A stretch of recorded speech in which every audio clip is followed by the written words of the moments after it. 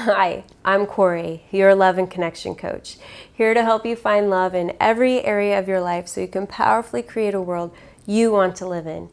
Thank you so much for hanging out with me today. So, you're married and someone else has caught your eye? Hey man, you're not alone. You know, logically, being married has never made sense to me. It's an old model in my mind. Why would I get married and be with one person for the rest of my life? I mean, if I live as long as my grandparents, that's a freaking long ass time.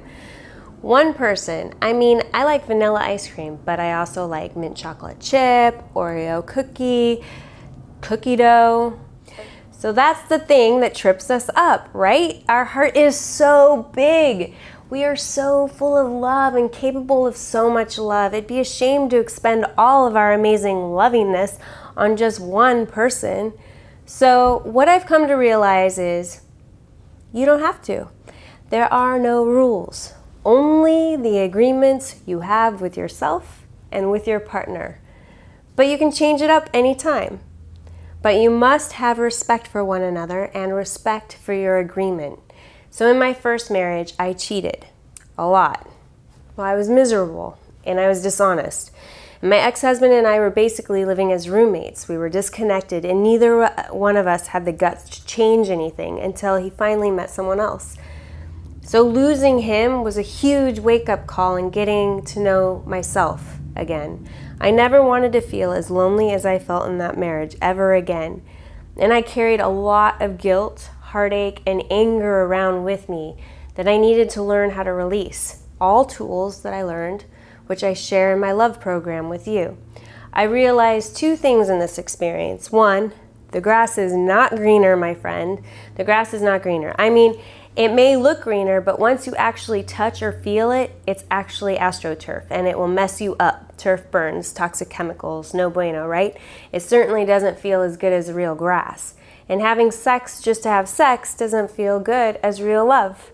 Do you know how rare it is to find real love? It's like trying to find real grass in the desert. Real love is so amazing and so special and so rare. You know how many single people tired of wading through the heaviness of life alone want what you have?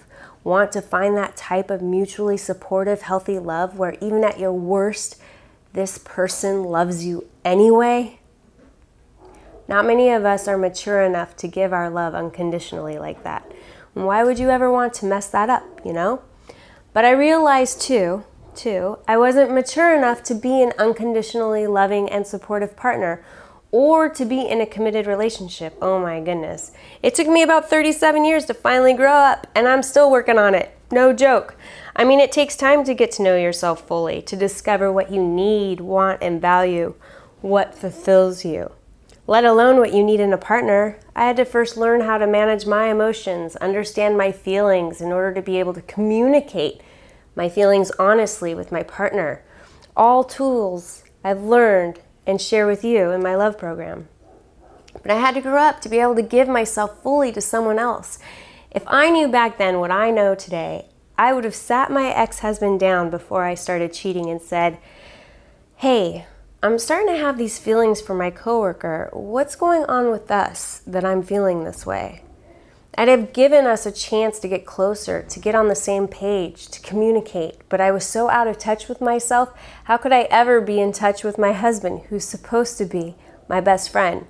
And although as exciting a fleeting affair may be at the time, I'll be honest with you, I have never felt so guilty, so ashamed, so horrible, and so low. I never thought I'd be capable of doing that. I had to learn how to forgive myself, which I'll share in next week's Hangout. But these experiences are all gifts I've learned from to help me support you better, because I want you to love your life and to find love and to thrive no matter what comes your way. I don't want you to suffer unduly and feel lonesome like I did. There is a way out. Actually, through my love program, there's a way in.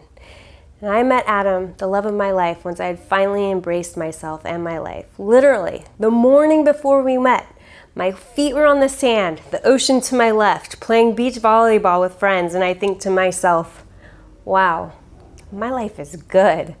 I love my life. And I had never sincerely felt that happy and whole ever in my life before.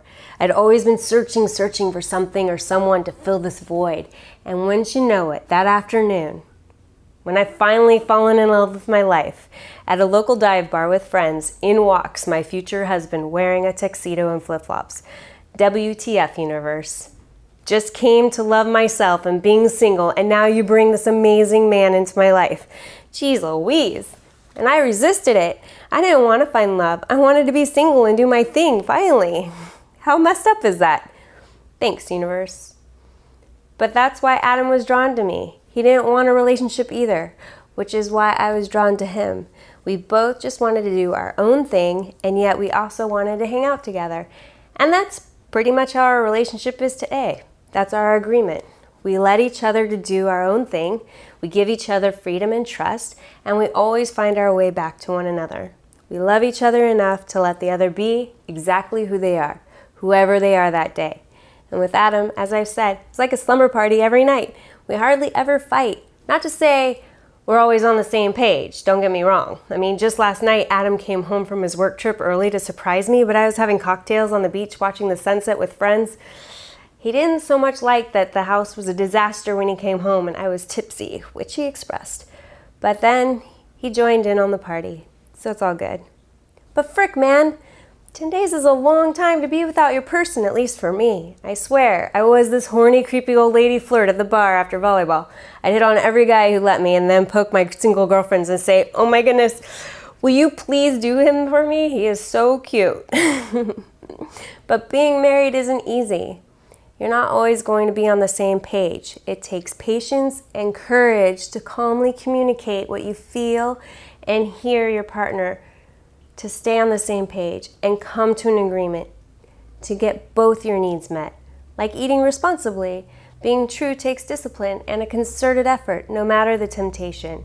It takes knowing what you truly value in the end. And for me, I know at the end of the day, I value Adam way too much to ever break our agreement, which is to just be exclusive with each other. And I think he's waiting till I'm like 90 and all shriveled up and can no longer see those like random whiskers that pop up overnight to pluck, you know? And then he'll ask me, "Hey honey, you still want an open relationship?" Right? And then I'll be like, "Sure, but can you help me first find my teeth?" But hey, Adam knows I'm the town flirt. He knows I harmlessly crush on just about everyone, and fortunately for me, he's not a jealous guy. We definitely wouldn't work if he were. And I made an agreement with myself and him to always be true, to always be honest about everything, no matter how tough. Mostly, I'd be honest with myself, because I know despite it all, in the end, no matter how shriveled up we get, he's my man, and he's the one I want to snuggle up with at night and wake up with each morning. Now, I have no idea what you're going through, and I can't presume to know. I can only share with you what I've learned in hopes it supports you along your journey. If you're just getting into a new relationship, wondering if this is the one, the two biggest questions I have for you is, are they mature enough for you? Do they support you emotionally? And if you've been in a long-term committed relationship and have desires to step out, then I ask you, what's going on with you that you're feeling this way? What new agreements do you need to make with your partner and yourself? This week, I encourage you to really dig deep within yourself to discover what you're feeling and why, and then communicate those feelings honestly. You always have a supportive friend in me. I created my love program especially for you to help you get clear and to uplift you in every way. We can hang out together anytime at CoreyHurst.com, and I'll see you right back here next week. In the meantime, sending heaps of joy your way for a healthy and prosperous, love-filled life. Always here to cheer you on to be a happy badass in your life, so together we can transform our world, one week at a time. Make this week your best one yet.